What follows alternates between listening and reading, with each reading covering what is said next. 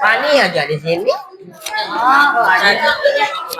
Mana hadiahnya boleh pinjam? Oke. Udah. Perhatikan adik-adik, perhatikan. Halo, yang di belakang. Oke, saya ulangi ya. Bismillahirrahmanirrahim. Assalamualaikum warahmatullahi wabarakatuh. Baiklah, pagi hari ini kita coba mendalami makna daripada hadis yang ke-17. Berbuat baik atas segala sesuatu. Tadi sudah dibaca redaksi hadisnya. Langsung kita masuk ke terjemahan dari hadis itu dan kita coba cari tahu apa makna dari hadis tersebut. Dari Abu Ya'la Shaddad bin Aus radhiyallahu anhu, dari Rasulullah sallallahu alaihi wasallam, beliau bersabda, sesungguhnya Allah telah menetapkan kebaikan atas segala sesuatu. Maka apabila engkau membunuh, maka bunuhlah dengan cara yang baik. Dan jika kau menyembelih, maka sembelihlah dengan cara yang baik. Dan hendaklah seseorang di antaramu menajamkan pisaunya dan menyenangkan tidak menyiksa sembelihannya. Ini kira-kira dia larinya ke masalah apa ini? Sembelih hewan. Berbuat baik atas segala sesuatu. Adik-adik yang dirahmati oleh Allah, kira-kira di bulan ini kira-kira ada hubungannya kejadian di bulan ini sama kaitannya dengan hadis ini? Ada. Tinggal sebentar lagi kita akan merayakan hari raya Idul Adha atau nama lainnya hari raya Kurban. Hari raya Kurban yang dimana peristiwanya diambil dari kisah Nabi Ibrahim dan Nabi Ismail.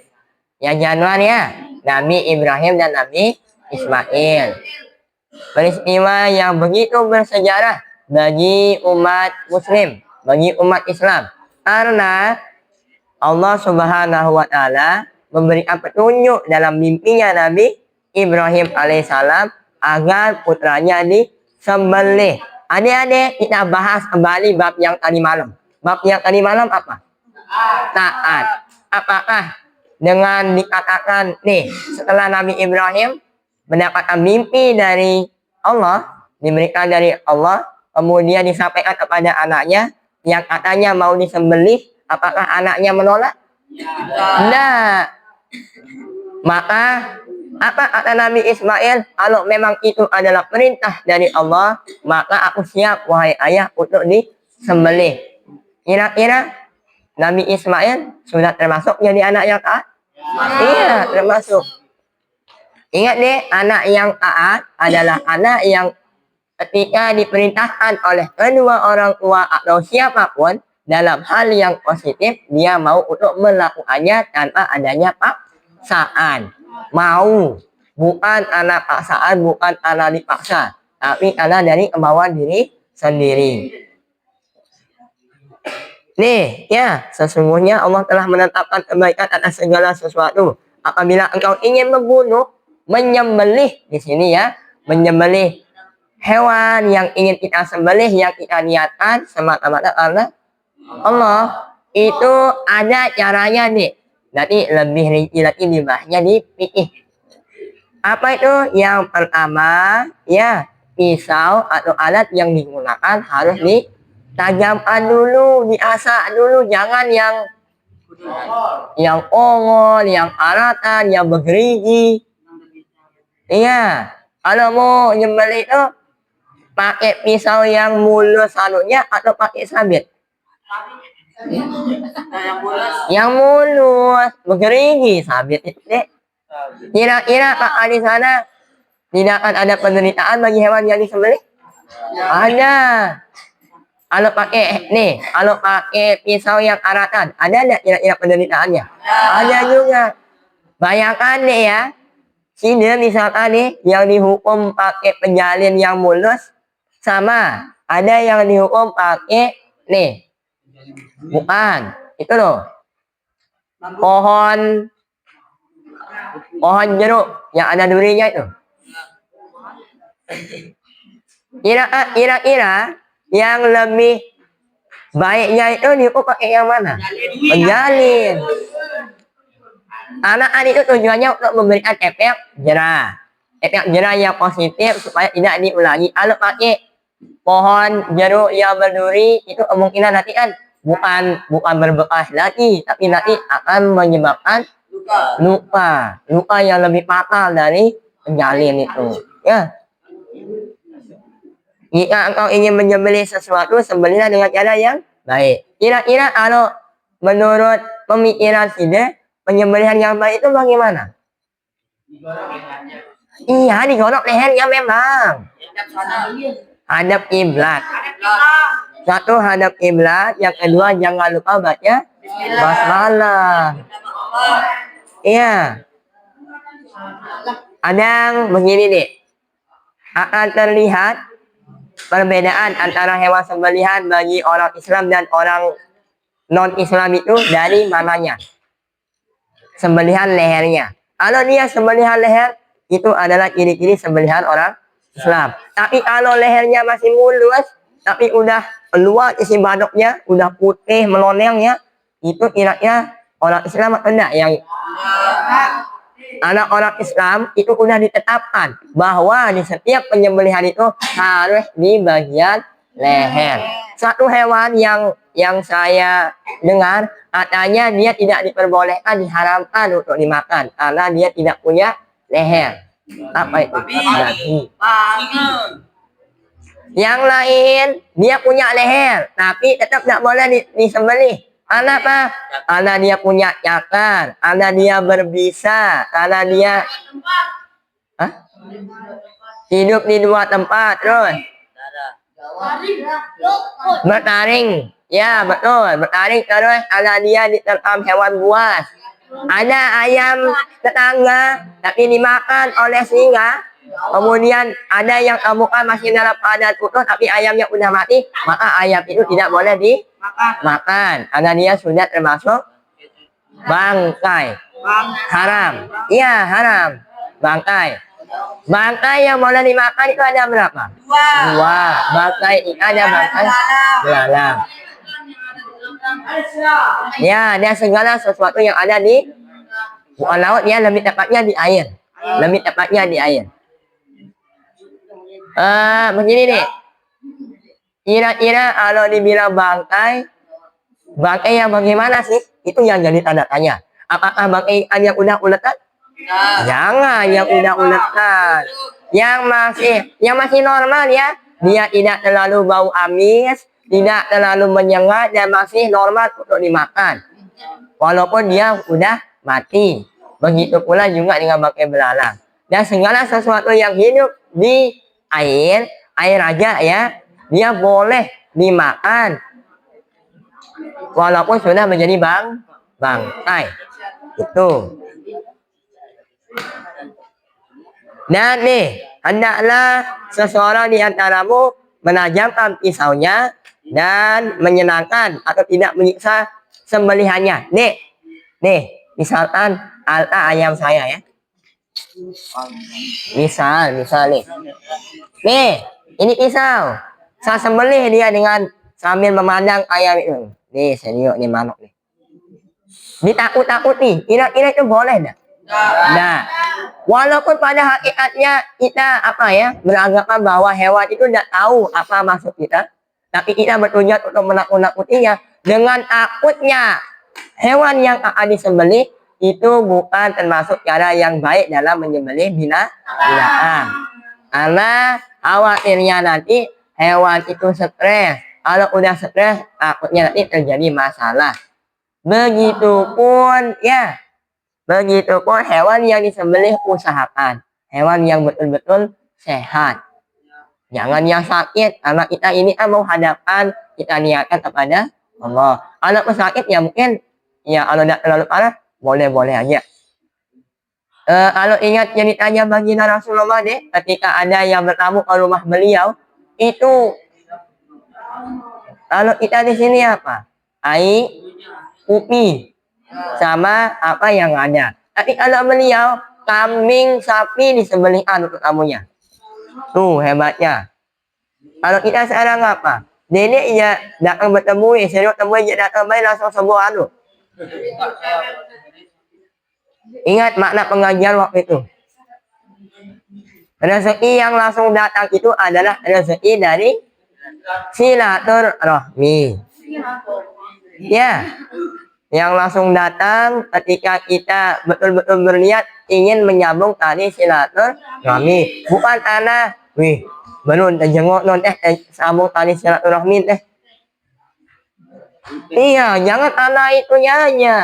Nanti kalau udah hilang makanannya, lenyap lauk pauknya, kemudian di sana apa? Silaturahminya putus. Ya, dalam hadis apa dikatakan oleh baginda Rasul? Barang siapa yang ingin panjang umurnya dan juga banyak rezekinya, maka hendaklah ia memperbanyak menyambung tali silaturahmi. Tuh, ya, paham ya? Jadi tidak usah di sini yang ada ceritanya yang sok-sok tidak bersapa karena banyak masalah, karena diolok kemudian tidak mau nyapaan, dan yang udah ngolok jangan, ingat ya, jangan diulangi lagi. Ini hadis siapa tadi? Hadis yang ke-17. Hadis ke-18 besok bertakwa. Oke, masih ada waktu tinggal kurang lebih sebelum jam 7 30 menit. Setelah ini silakan nih. Mau jalan-jalan atau jalan?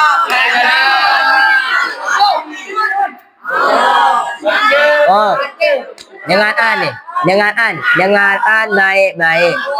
Halo, nih. Saya yang bicara dulu, oke?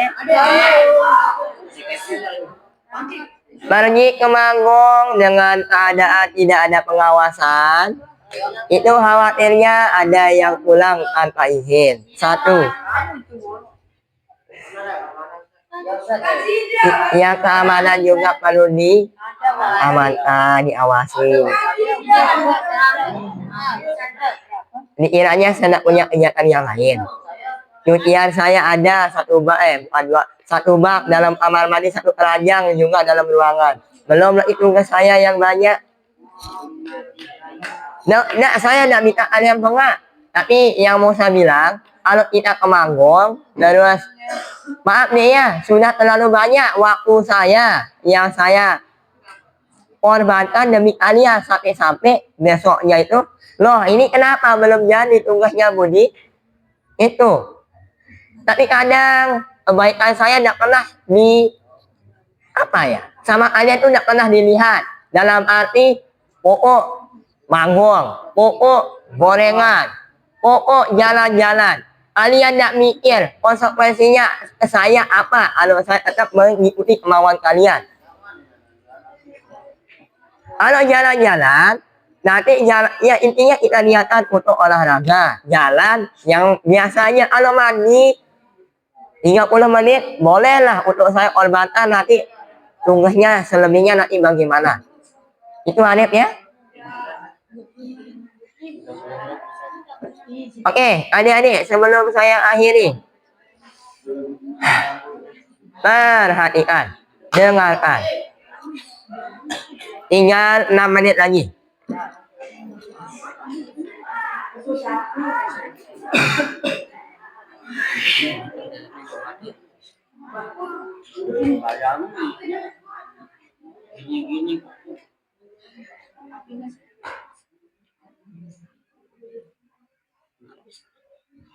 Salahnya saya terlalu jadi anak yang pembina yang terlalu rajin atau gimana? Oke, adik-adik perlu diingat. Gambarannya ayat tadi ya. Kalau saya mau mengikuti kemauan Side, tapi Side tidak mau mengikuti kemauan saya, yang dimana kemauan itu adalah mudah buat kalian, yang pakai bahasa Indo, yang pakai yang buang sampah pada tempatnya, kemudian jaga perlengkapan, apalagi jangan lap kaki di tembok. Itu mudah deh. Dengan permintaan kalian yang pergi ke Manggong, yang mau diberikan ini itu, iya, itu kan beberapa kali kan sudah. Tapi kenapa yang permintaan yang tadi itu kok belum juga kalian penuhi? Adik-adik, dengarkan ini baik-baik. Kemudian renungkan agar kita tidak menyesal di kemudian hari. Jangan terlalu banyak kemauan, yang dimana kemauan itu nanti ujung-ujungnya ya harus mengorbankan keringat orang tua.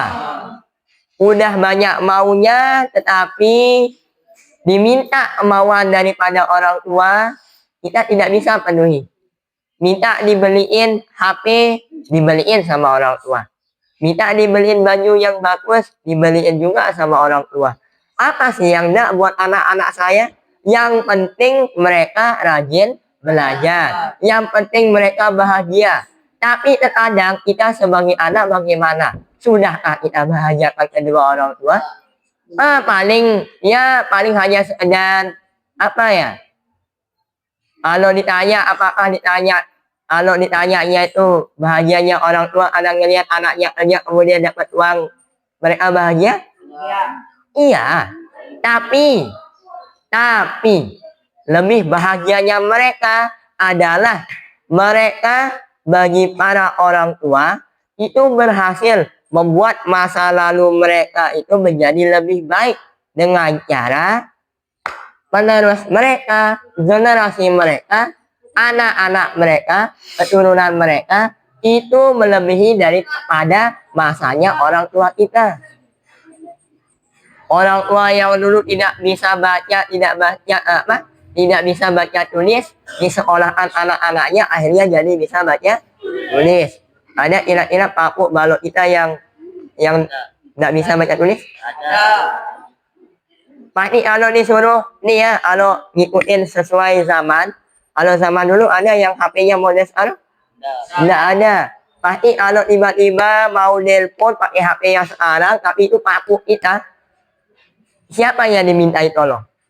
Kita. Terus gimana bayangannya kalau mau nelpon, tidak bisa baca tulis. Dia tidak bisa baca, siapa yang nelpon? Terus yang ngomong juga pakai bahasa Indonesia atau mungkin bahasa Arab, kita tidak bisa bahasa itu. Maka untuk menghilangkan ketidakbisaan atau mungkin untuk membalas sedikit adik-adik belum bisa kita balas semua jasa orang tua, tetapi setidaknya kita bisa membalas sedikit daripada jasa itu dengan cara membuat mereka bahagia. Bahagianya bagaimana? Setidaknya dengan cara kita rajin belajar. Ya, yang kebelah. Dengar ya. Nenek pindah lamun jakuk kepeng mesa, silakan. Mungkin yang udah jadi anak bos, kemudian dia juga bisa cari kerja sendiri. Kalau mau pindah sudah.